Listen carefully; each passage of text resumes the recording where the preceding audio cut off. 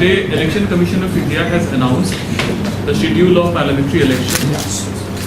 And as per the elections notified by the Election Commission of India, both the parliamentary constituencies in Goa are going to be polling on 23rd April, and the notification will start on 23rd March.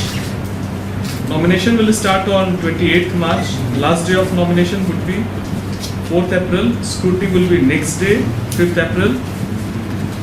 Last day withdrawal is 8th April. Polling is 23rd April and counting is 23rd May.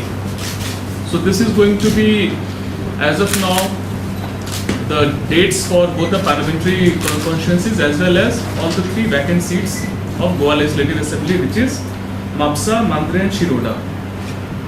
And we are going to have, let me give you the figures as per latest data, the number of voters in different parliamentary constituency. North parliamentary constituency as on date is having 5,54,072 voters.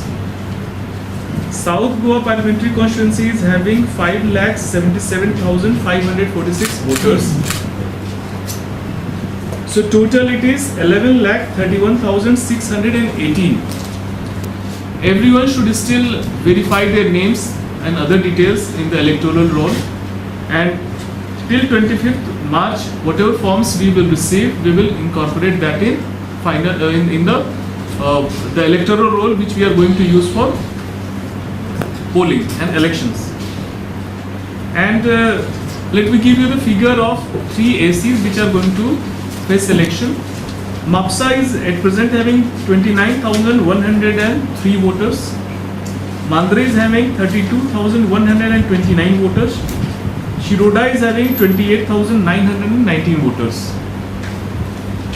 And as per the current status, the biggest assembly constituency is Vasco da Gama, having 34,640 voters, and the smallest is Sant Andre, which is having 20,929.